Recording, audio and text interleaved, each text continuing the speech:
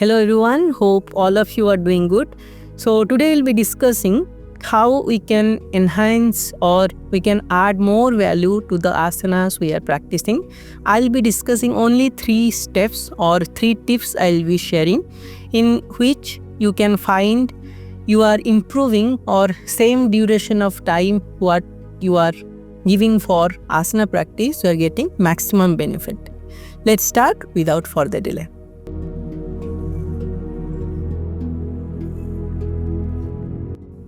First point, we need to know which all asanas we are going to practice very perfectly. So, how to decide? There are n number of asanas. How to decide which all asanas I need to practice? I have described in another video. Person to person, the number of asanas or which asanas to be performed varies. So, make sure you are asking to your teacher why I am doing this asana. So this is because suppose I am giving you an example, you are practicing Paschimottanasana. So Paschimottanasana having majorly benefit or majorly targeting the portion below the navel point. So we called in yogic method, that is Apanavayu.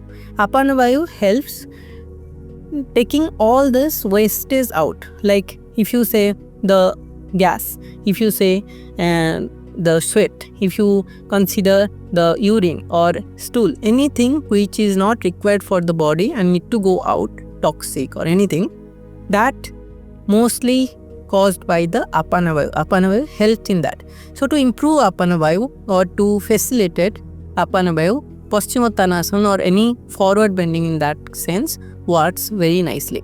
So suppose you are practicing Paschimottanasana, you know why you are practicing, then you should know what is the major cause. Like this all coming under the first point. You know the asanas and you know how to perform it and what is the point. Suppose in Paschimottanasana itself, the major point is squeezing the lower abdomen. As I told, it is focusing on Apanavayu and we are squeezing the organs below the navel point. So lower abdomen completely is getting squeezed. Now you got to know what we are targeting when we are doing Paschimottanasana. Suppose you can't do the perfect Paschimottanasana. What it is perfect Paschimottanasana means when your chest is touching to the thighs and almost chin coming close to the knee. And there is no hunch on your back. Back is completely as stretched as possible. And you are bending from your hip joint, pelvis region. You are not hunching like this. So as you can see in the video. Suppose you can't do that. So you won't be disheartened when you are doing Paschimottanasana or trying. So there are many step down version or scale down version.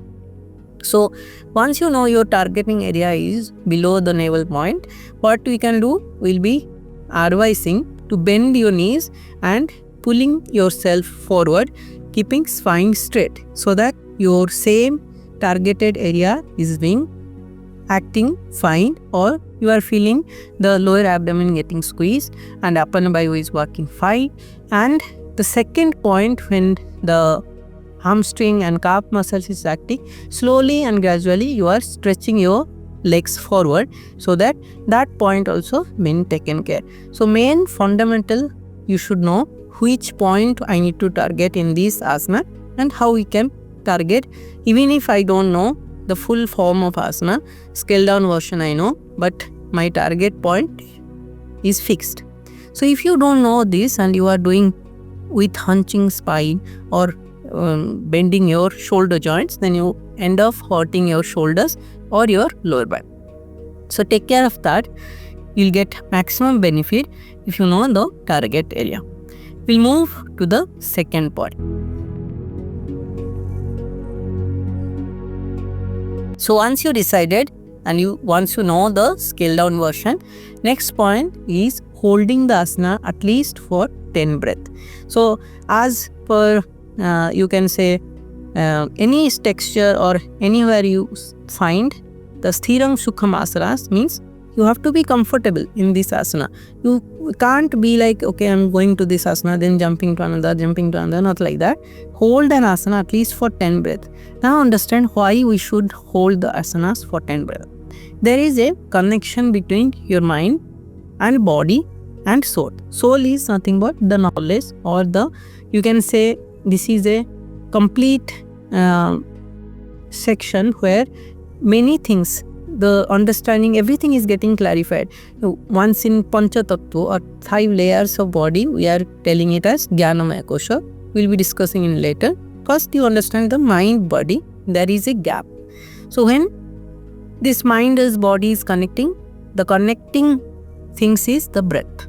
So what we'll do when we are holding the asana, suppose again I am giving you same asana example, Paschimottanasana, focusing area below the navel point, Swadhisthana chakra, Mooladhara chakra, or complete organ, lower pelvic region or pelvis region. Once we are holding the asana for 10 breath, the mind goes to that area. Till then it is only focusing on how to adjust, how to make this asana perfect, all these things. Once you are holding the asana, automatically the organs, the points getting squeezed and your mind getting diverted to those areas perfectly. And then you are controlling or slightly watching your breath slowly. At that point you are connecting your mind to the body slowly. We are going inward. This is journey inward. When you are doing exercise or some other form, running or something, we are mostly not going inside our body. We are not seeing what is happening within us. We are focusing on mostly outward. So in yoga, this is the major difference when you are doing asanas. Once you are holding the position, slowly, gradually, you are getting inside our body. There are thoughts reducing slowly. Thousands of thoughts and reducing and getting into our body or organs.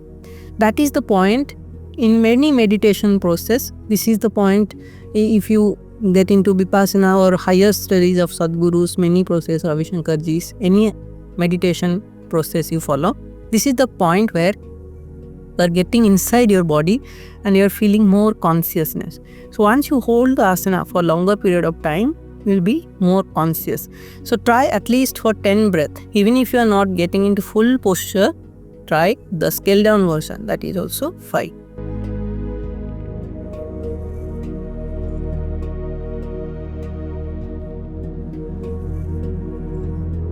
After this, we are going to the last step where we are, you can say, slightly manipulating our breath. How we are doing that? This is called bandhas. So all the asanas we can include bandhas. Majorly, we say 3 major bandhas, that is Moola Bandha, Uddiyana Bandha, Jalandhar Bandha. So these 3 bandhas is coming into play once you are holding the asana for little longer period of time. Before that, if you practice bandhas, it is of no use. So I have seen many places, from the beginning they ask us to start practicing bandhas, mudras, all those things. Actually, mudras and bandhas coming towards the end of your practice, means when you are at least holding 10 to 20 breath, then you can feel the mudras or feel the bandhas, how it is affecting to your body.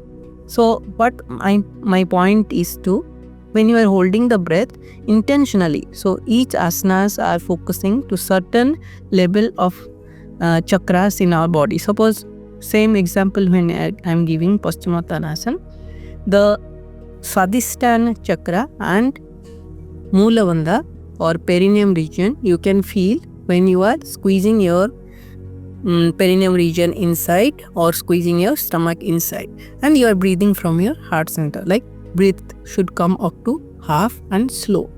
So at that time you are completely holding your major bandhas and you can feel the changes gradually, and these changes will be little faster than normal. So each asana, if you are going for Chakrasana, if you are going for Dhanurasana, any asanas you are practicing, once you are able to hold at least for 1 minute in time stamp, you can check, then you should able to go towards the bandhas and how to hold the bandhas.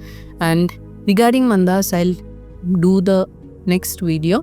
So do watch that, how bandhas helps and makes each asana or every asana to the next level.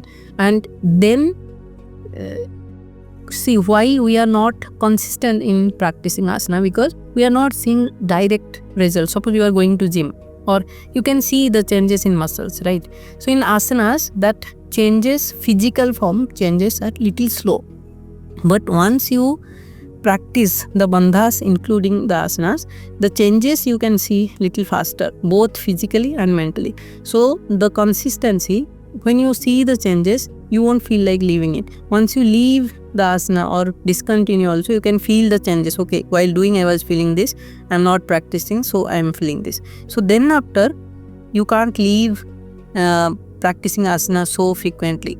So once or twice you forget or get busy in some other work as well, then you'll get back again and again so fast. So try understanding this process, how we can do. So again, I'm revising 3 points. First, you need to understand what is the asana, what is the posture, and what is the scale down version, which body parts I am targeting. Second point, once you are sure which asanas you are practicing, try holding the asana at least for 10 to 15 breath. Third point, once you are able to hold the asana for 10 to 15 breath, then start practicing or including bandhas in that. This is the 3 points.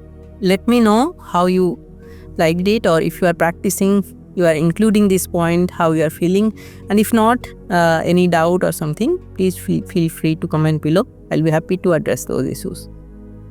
Stay tuned and keep watching. Thank you for your support.